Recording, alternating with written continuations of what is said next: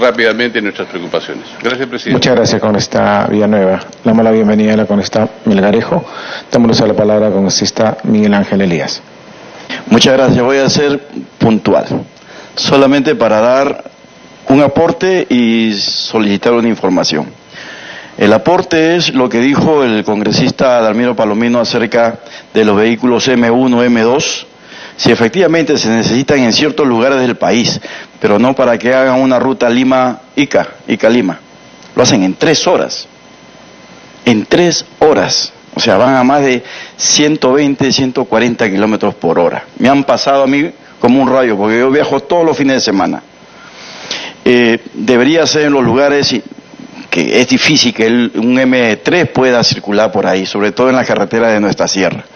Y lo otro también, que no solamente me pasan ellos a 130, 140, hay empresas grandes, que no voy a mencionar el nombre, que hacen ruta Ica-Lima, que también manejan a esa velocidad, señora ministra.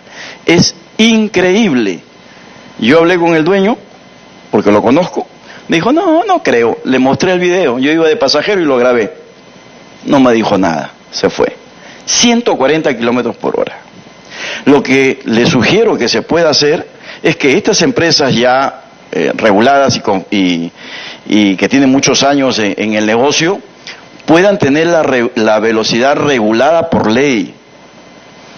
Uno puede apretar el acelerador a fondo y si está regulado a 90 kilómetros por hora, no avanza más. En los países desarrollados lo utilizan. ¿Por qué aquí no?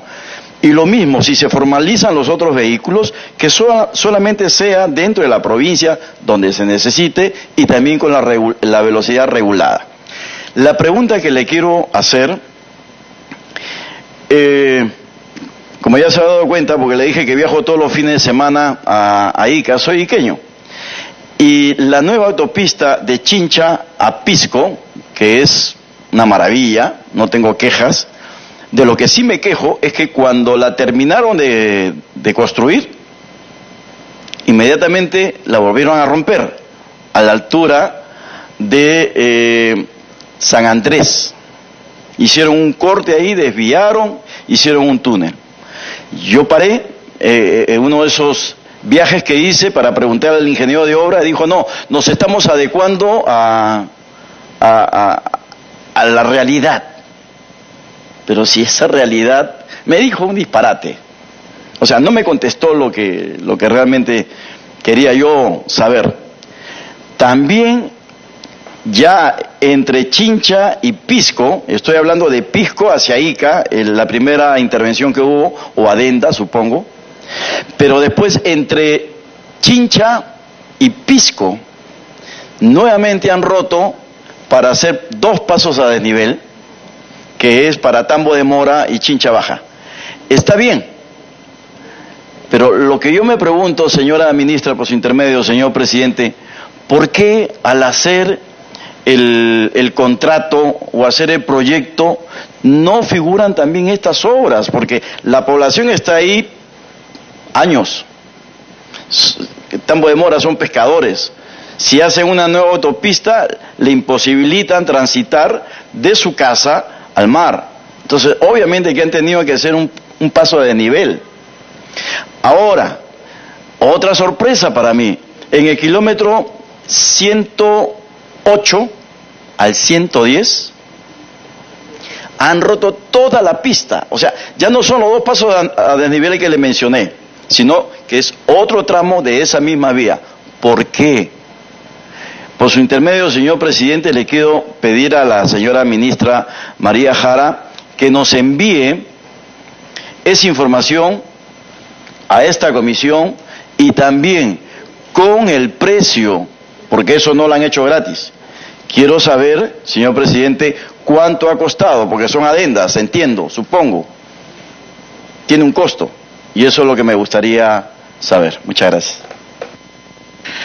Muchas gracias, congresista Elías. Si la presidencia también quiere hacer algunas preguntas, hemos escuchado a todos. Muy breve nada más. Yo creo que... congresista María Melgarejo, quiere usar la palabra. Tiene usted la palabra, por favor. Presidente, muy buenas tardes. Por intermedio suyo saludar a la ministra y todos quienes hoy lo acompañan. Con su venia, presidente, me pide una interrupción. ¿Ah, no? Ya, porque con mucho gusto.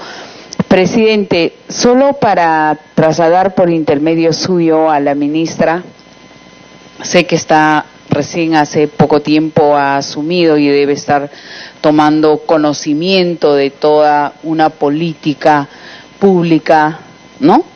Que espero que hayan trabajado y planificado, porque en nuestro país nunca tenemos una política pública de continuidad, coherente con el tiempo, siempre se van acomodando de acuerdo a los ministros de turno, porque nunca tenemos un plan, ¿no? Y los planes a veces son modificados drásticamente. Le digo esto porque provengo del departamento de Ancash y hay algunos proyectos que hasta la fecha, por ejemplo, la vía de evitamiento de Chimbote, que hasta la fecha no sale, ministra, y ya tiene el contrato. Y también quiero hacer notar, ya que usted es mujer, y para que pueda revisar, tenemos el peaje más alto en Casma, ministra, por intermedio suyo, presidente. Se paga 16 soles. Para el ciudadano de a pie, ministra, por intermedio suyo, presidente, es muy alto. Para los taxistas, para las combis, quizás los camiones, los trailers puedan pagar, pero para el ciudadano que de verdad paga sus impuestos, es muy alto, es el más alto, y entonces le pido por intermedio del presidente que se haga una revisión al respecto, con mucho gusto, pero si me lo permite el presidente, me solicita una interrupción, presidente, si usted me lo permite, con mucho gusto al congresista Castro. Congresista Castro, tiene usted la interrupción. Muchas gracias, congresista Melgarejo. Este es un drama ya nacional respecto a los peajes, señor presidente. También sobre eso merecemos una respuesta. El pueblo del Perú merece una respuesta. El peaje, por ejemplo, ¿cómo va a ser el tratamiento también de los peajes de Puente Piedra? Que uno, gracias, y además de esto, también los contratos merecen ser revisados, porque hemos visto que todo esto se ha conseguido en función de una corrupción generalizada. En todo caso, esa es una situación que nos parece apropiada, y muchas gracias, señora congresista Melgarejo, y que se tome en cuenta también esto, señora ministra. Congresista Melgarejo. Gracias, presidente. Eso es por un lado de lo que le hago notar, que es de carácter urgente, revisar el contrato porque se paga el peaje más alto en la provincia de Casma para llegar a la provincia del Santa, y porque hay una necesidad de conectividad. Y el otro punto que le quiero hacer notar, presidente, por intermedio suyo a la ministra, que hay algunos proyectos que están saliendo y creen que uno no se va a dar cuenta que aún pertenecen esas empresas al club de la construcción, como la empresa Casa, que está en el callejón de Conchucos, que incluso no hace caso a los señores alcaldes, que se sienten burlados por estas empresas empoderadas, que aún nuestro presidente, el Ejecutivo, no ha tomado cartas en el asunto. Se me ha hecho llegar unos documentos que yo se lo voy a trasladar haciendo las observaciones técnicas. Otro punto que quiero hacer notar por usted, presidente, que le había solicitado también que le traslade para que se nos informe, pero ya no está el ministro anterior, en Chiquián, Bolognesi, específicamente, se pretendía hacer un tramo de la carretera donde solo beneficia a empresas mineras. Cuidado. Y toda política pública tiene como objetivo el bien común. ¿A qué bien común estamos apostando? para las empresas privadas mineras, ministra, tiene que hacer un punto de quiebre. Creo que una oportunidad que una mujer esté en transportes es para hacer los grandes cambios. Así sucesivamente le voy a hacer llegar un informe técnico para que usted pueda evaluar y tomar cartas en el asunto y no se demore la documentación que uno lo requiere y lo solicita. Gracias, presidente, por permitirme hacer las preguntas. Muchas gracias, congresista Melgarejo. Bueno, estaba ministra, también la presidencia quiere seguir nuevamente, y yo creo que ya tenemos más de casi 4 horas de sesión, y hablar solo en términos generales, creo que el Ministerio ha estado trabajando ya de manera muy coordinada con todas las regiones, con todas las provías descentralizados, a través del director de Provías Nacional, también con Provías descentralizado, ¿no? Y con el viceministro, con todos se está coordinando, y esto, lo más importante es que usted está manteniendo el equipo, y eso lo felicitamos, y creo que va a haber logros, pero quisiéramos pedirle más proactividad, que sea un ministerio más ejecutivo, y que los plazos que se han establecido en su exposición se cumplan. Y a mí me preocupa algunas cosas que ha manifestado, por ejemplo, lo de mi región. No mencionó la longitudinal 4. Resulta que esta longitudinal 4 es de Anco, de Escuchaca, Anco, Mayo, ya ha cobrado más de cientos de muertos. Es una zona de influencia, ha habido también ejecuciones contra la misma policía, pero sin embargo esta se sigue postergando. Hubo un anuncio de dos mensajes presidenciales el 28 de julio, en el quinquenio del gobierno pasado todavía anunciando nuestra carretera, pero sin embargo el pueblo sigue esperando hasta el día de hoy, y esa desidia me preocupa, que una política pública, el desarrollo vial, y que va a mejorar la calidad de vida de una población, y sobre todo que beneficia a varias regiones del centro como Junín, Apurímac, Ayacucho, Huancavelica, no se esté logrando concluir. Ojalá que lo más pronto posible, porque eso está en manos de Proinversión, y en Proinversión siempre se postergan las cosas. Y otra cosa que me ha preocupado, ministra, lo que usted ha dicho, ¿no? En el año 2016 todavía el presidente actual, cuando era ministro, anunció las carreteras departamentales, que estaba recibiendo en un 13%, y que se iba llegar al 21 al 69%. Resulta que en el año 16 mismo mi región firmó un convenio con el Ministerio de Transporte y Comunicaciones, vía el GORE regional, para asfaltar carreteras departamentales, y estas carreteras departamentales, por supuesto, iban a ser las alimentadoras de las vías principales o los corredores económicos que existen por la zona, y resulta que no se ha iniciado ni 1 kilómetro de ello. Y menos todavía los corredores económicos que están postergados con proyectos de asfaltado PP1, o sea, el proyecto Perú 1.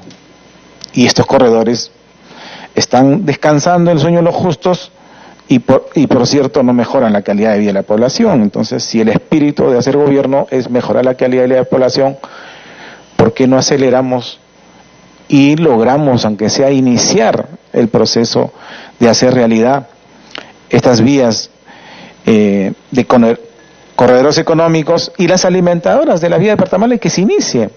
Porque estamos no saliendo del discurso, y eso me preocupa muchísimo, porque lamentablemente la sierra peruana, los Andes peruanos han sido postergados de gobierno tras gobierno, y Huancavelica solo tiene 100 kilómetros de carreteras de vías nacionales, teniendo más de 600. Creo que faltan asfaltar 500 carreteras de vías nacionales, y menos podemos hablar de las departamentales, porque no se han iniciado.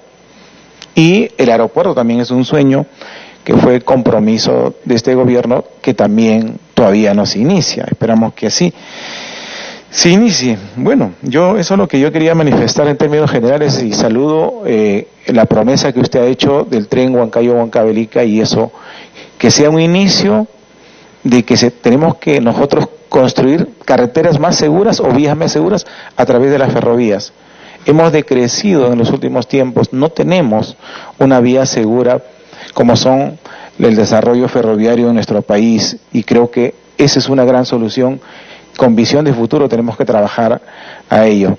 Y esperando con eso nos responda las preguntas y responda también las interrogantes de todos los colegas de la representación nacional que están presentes. Rogaría que usted absuelva esa interrogante, señora ministra. Tiene usted la palabra. Muchas gracias. Muchas gracias, señor presidente. Quisiera agradecer a todos y cada uno de los congresistas que se nos han planteado sus preocupaciones y que nos han planteado también cuál es su mirada desde sus regiones, desde la problemática puntual. Los funcionarios aquí presentes hemos tomado nota. Quisiéramos evidentemente responder todas y cada una de las preocupaciones. Vamos a priorizar algunas y van a estar a cargo de los viceministros, y yo voy a tratar de responder algunas consideraciones que me parece que están, digamos, de manera transversal a la preocupación manifestada por los distintos representantes. Con su venia, señor presidente. Viceministro, para que... la viceministra de Comunicaciones. Sí. Muy buenas tardes con todos, señora. Gracias, señora ministra, con su venia, señor presidente. Para contestar se hicieron 3 preguntas en relación al sector de telecomunicaciones respecto al refarming, también conocido como reordenamiento, cuál era el estatus, pasando a responder la misma. Como es de conocimiento público, el reordenamiento de frecuencias, que permite que una frecuencia desordenada pueda estar en forma ordenada y hacer un uso eficiente y generar una mejor calidad hacia los usuarios, se plasmó en un reglamento que fue aprobado por Decreto Supremo 016-2018, publicado en El Peruano el 31 de octubre del año pasado. Básicamente ese procedimiento recoge las recomendaciones del Banco Mundial y de la OCDE respecto de cómo un país con frecuencias desordenadas puede volverlas en una forma ordenada y generar los caminos digitales para el inicio de la 5G. Básicamente la primera frecuencia que se ingresó dentro de este procedimiento predecible, transparente, con audiencias públicas, con prepublicaciones y con reuniones con todos los interesados, ingresó la primera, la frecuencia 2,5, que es una frecuencia ya determinada para lo que es la 5G. Esta frecuencia ya se ha logrado un consenso y dentro de muy poco tiempo, como ha dicho la ministra, máximo 2 meses, se estará aprobando el reordenamiento. Posteriormente, en esta frecuencia se va a liberar 90 MHz, producto de este reordenamiento, que van a ser concursados en proinversión, de tal manera que podamos probablemente tener nuevos actores y un mercado más competitivo y de mejor calidad hacia los usuarios. Asimismo, otra frecuencia que ha sido determinada como muy interesante para la 5G es la 3,5 y también la banda 800, a los cuales posteriormente se le va a ingresar bajo este mismo procedimiento, repito, predecible y transparente. Y por último, respecto a la Central 911, a través del decreto legislativo de 1277, publicado en diciembre del 2016, se determinó que el Ministerio de Transportes y Comunicaciones era el encargado de construir e implementar la Central 911, que va a aglutinar todas las llamadas de emergencia, urgencias, de códigos que son gratuitos y de atención hacia los usuarios. Se coordinó con el Ministerio del Interior, quien tenía una mirada del C4I, como mencionaba el congresista Segura, pero el C4I son fases avanzadas de un mismo proyecto. En consecuencia, el Ministerio de Transporte y Comunicaciones, con asesoría del Banco Mundial, está trabajando en el expediente para declararlo viable y poder declarar y tener ya implementado la Central 911 a fines o a mediados del 2021, ese es nuestro objetivo. Básicamente también esto servirá de referente para que otras regiones, no solamente Lima y Callao, sino como otras regiones puedan tener centrales 911, para lo cual vamos a poner a disposición de todos los gobiernos regionales y locales nuestra experiencia y los expedientes técnicos para que puedan servir como referente, ¿no? Eso es en cuanto básicamente a las preguntas de comunicaciones. Muchas gracias. Continúe, ministra, o el viceministro. Se le palabra. Muchas gracias, señor presidente. Señores congresistas, muy buenas tardes. Bueno, la cantidad de preguntas es bastante extensa, pero voy a tratar de abordarlas algunas de manera muy rápida y los temas ya puntuales, digamos, referido a algunos proyectos, podemos hacer la exposición vía escrita. Vamos a tener una referencia especial con la congresista Luciana León, que pidió que se conteste acá específicamente el tema de los resultados de la fiscalización que se ha implementado en los 508 terminales a nivel nacional. Otros temas los va a tocar la ministra, obviamente.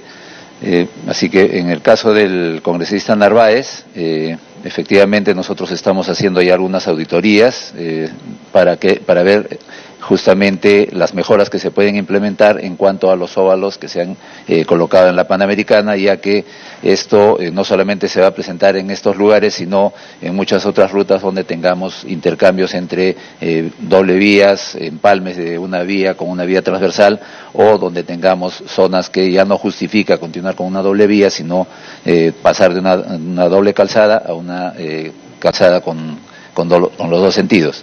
Entonces, estamos estudiando cuál es la mejor solución técnica para poder hacer las modificaciones o los diseños correspondientes para la nueva infraestructura. En cuanto a los sueldos que se pagan en todas las concesiones, nosotros cuando elaboramos los expedientes técnicos y los licitamos, hay que aclarar, todo se hace con construcción civil. Nosotros trabajamos bajo este régimen todos los presupuestos, por lo tanto, en cualquier sistema que se esté ejecutando, ya sea conservación o construcción, se debería también trasladar estas remuneraciones al personal que viene desempeñándose en las diferentes obras. Y lo que estamos haciendo nosotros, a raíz también de otra pregunta que era más o menos general, estamos ya a partir del mes de diciembre en el caso de Provías Nacional y a partir del mes de febrero en el caso del Ministerio, hemos modificado nuestro ROF de tal modo que nos adoptemos a un mejor sistema más efectivo de presencia en cada una de las obras. Entonces, con ello lo que estamos buscando con estos instrumentos de gestión es tener una presencia como ministerio. Como se reclamó en algún momento, no se hacía un seguimiento exhaustivo, por ejemplo, al tema de los estudios, se hacían los estudios por parte de una consultora privada, y igualmente cuando tenemos un supervisor externo y un ejecutor externo en el caso de la ejecución física de los trabajos, el ministerio tenía una presencia muy esporádica y ahora lo que se está haciendo es implementar la oficina de supervisión de tal modo que tengamos una presencia constante como Estado. No vamos a dejar ya más, digamos, que nos llegue la información de campo, sino vamos a ir a recogerla directamente y eso nos va a permitir un mejor control de los actores que están, en este caso, ejecutando las obras.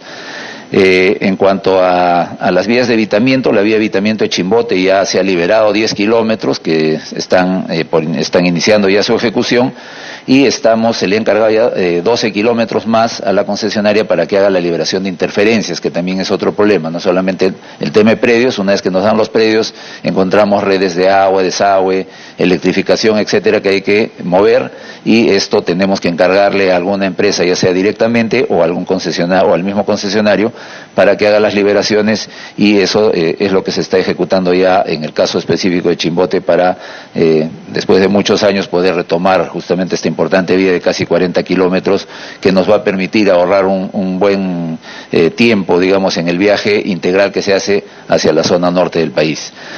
En el caso de los costos de los peajes, se estaba reclamando el costo de 7.50 y por qué no era más. En el caso de algunas concesiones, bueno, por otro lado reclaman que sea menos.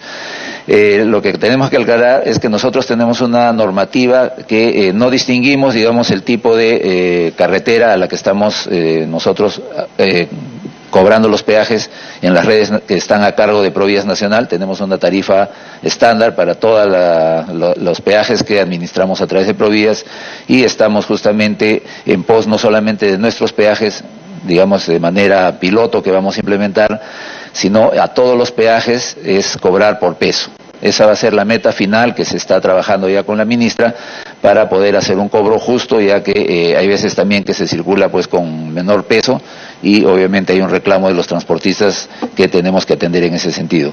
En cuanto a otras consultas, bueno, igual en el tema de reglamentación estamos trabajando no solamente en la reglamentación de el tema de brevetes, el tema de centros de inspección técnica vehicular, sino ya con otros sectores, en este caso producción, también con el sector de industria y turismo, con los mismos privados, estamos trabajando otras reglamentaciones que nos van a permitir, por ejemplo, los ensamblajes o las adecuaciones que se hagan con empresas nacionales, ¿no?, que en este caso hacen el montaje del chasis de los vehículos, que se hagan bajo reglas claras. Es decir, en este momento no hay una reglamentación consensuada que nos permita tener un control adecuado de esto. Entonces ya lo que estamos haciendo es sentarnos todos los actores que tengamos que ver con el tema para poder sacar una reglamentación que sea aplicable, porque lamentablemente leyes y leyes tenemos muchas, pero tenemos que hacer que éstas se cumplan. Entonces, en ese sentido, ya estamos trabajando con otros sectores. La ministra le está dando un impulso adicional a esto, que es como especialista en el tema, por lo tanto, debemos esto de sacarlo en el más corto plazo. Bueno, la implementación del acto es un tema político, ya no es tema de vice, tema de ministra. Ahora, en el caso, digamos, de las concesiones, también se está cuestionando en cuanto a cuál es la cuantía de lo que nosotros contratamos como seguros, digamos, ¿no? Cuando nosotros hacemos una concesión, evaluamos un riesgo, y sobre ese riesgo nosotros hacemos el cálculo de cuál es el presupuesto base, y los postores, y posteriormente el concesionario, ellos también calculan en base a ese riesgo cuánto es lo que les costaría atender las diferentes demandas cuando ocurre una emergencia. Entonces, como cualquier seguro, yo puedo sacar un seguro contra todo riesgo muy alto, y obviamente voy a pagar una póliza muy alta que posiblemente nunca utilice. Igualmente es en el tema de obras. Nosotros hacemos este cálculo, le ponemos un parámetro, y eso es lo que contratamos. Si nosotros quisiéramos que el concesionario atienda una emergencia que se puede presentar cada 40 o 50 años, obviamente el concesionario va a pagar más por el seguro, pero también nos va a cobrar cada año un montón más. Entonces, esa evaluación es la que se hace en el momento que estructuran económicamente las concesiones. Entonces, como Estado queremos tener una garantía total, correcto, pero vamos a tener que pagar mucho más, y eso puede salir mucho más oneroso que en caso que se presentara una emergencia, nosotros podamos atender, digamos, solamente en ese hecho específico. Como digo, normalmente tienen periodos de recurrencia muy amplios, es decir, se presentan cada 40, 50 años, y por lo tanto, como Estado sí hacemos el esfuerzo de pagar solo en ese caso. El resto del tiempo lo tiene que asumir el concesionario. No vamos a entrar específicamente en cada caso, pero ese es, digamos, el espíritu bajo el que se otorgan las concesiones. En cuanto a las metas que se trazaron al inicio de la gestión, obviamente las metas que se plantearon acá cuando vino el exministro, hoy presidente, obviamente eran las metas que se tenía políticamente como las que se podían alcanzar o la esperanza que se tenía, pero ya después de las exposiciones que han tenido los sucesivos ministros, se han sincerado las cifras de acuerdo a lo que hemos podido ir ejecutando también. Es decir, o sea, hay licitaciones que no se han podido ejecutar, han habido problemas con las licitaciones, etcétera. Por lo tanto, ya las cifras que se están entregando, como se ha mencionado, que llegan al 90% en la red nacional, son las cifras que esperamos alcanzar. Tal vez podamos superar un poco más, pero vamos a estar en ese orden, y eso es lo que ya tenemos sí mapeado, porque no solamente hemos estado abocados a la ejecución misma, sino, como se reclamó también, a darle mayor celeridad. Gracias a la delegación de facultades que dieron desde el Congreso, hemos podido modificar, por ejemplo, la ley de contrataciones. Anteriormente se había modificado la ley del sistema de inversión pública, se pasó del SNIP, que era un trabador innecesario, y pasaban gestiones y gestiones y no salíamos de estudios. Ahora ya con el InvierteP tenemos otra modalidad de evaluación de los proyectos que nos permiten ir mucho más rápido, y a eso le estamos aunando una ley de contrataciones que entró en vigencia recién ahora en febrero, y con la cual también esperamos tener una mayor celeridad, parecido a lo que, como reclamaba el congresista Domínguez, tenemos con el tema de reconstrucción. Entonces, en ese sentido, esperamos los resultados de estas licitaciones que estamos sacando recién a partir del mes de febrero, tener una mayor velocidad y que no se nos caigan tanto los proyectos, porque lo que estamos haciendo es, como ya se expuso en algún momento, ampliar las bases para que pueda haber una mayor participación, mayor competencia, lo cual no solamente nos garantiza tener muchas más empresas concursando, sino que la ejecución se haga también dentro de los límites de costo, que es lo que todos también esperamos para beneficio del país, ya que ese ahorro nos puede permitir ejecutar otras obras en otras regiones del país. En cuanto a obras nuevas, básicamente, como ya se expuso, el proyecto de ProRegión, que es el principal proyecto, digamos, que se está impulsando y que se va a impulsar con la gestión de la ministra María Jara, es justamente pasar de estos 3.300 kilómetros que se habían previsto ejecutar en provincias, pasar a casi 15.000 kilómetros de corredores económicos, no solamente turísticos, agropecuarios, etcétera. Ese es un proyecto muy importante porque va a permitir un balance entre lo que es la inversión en la capital, en Lima, con grandes proyectos que tenemos, por ejemplo, las líneas del metro, con el resto del país, que también merecen justamente tener la competitividad y poder sacar los productos no solamente al mercado nacional, sino, como ya se expuso, a través de todo este sistema de puertos que estamos implementando, sacarlos a la agroexportación, y eso va a permitir un beneficio no solamente a los propios interesados, sino también al país, ya que va a redituar en mayores ingresos para todo el Perú. Proyectos específicos como las carreteras de la Marginal, de Puerto Copa, para llegar a San Francisco, ya se están trabajando, de San Francisco a la Interoceánica. También estamos trabajando en los tramos subsiguientes para llegar hasta la zona de Quimbiri, y a través de Quimbiri llegar obviamente a la red nacional que está en la zona de Cusco. En cuanto a lo que es la Sutran, lo voy a explicar mejor, voy a dejar a mi ministra para que le explique mejor el tema de todo lo que se está implementando para poder mejorar nuestras intervenciones. En cuanto a la participación de algunas entidades, por ejemplo, como el CIMA, efectivamente nosotros sí le tratamos de encargar al CIMA, que son unos buenos ejecutores, la mayor cantidad de infraestructura que se necesite, pero también tienen un límite de ejecución.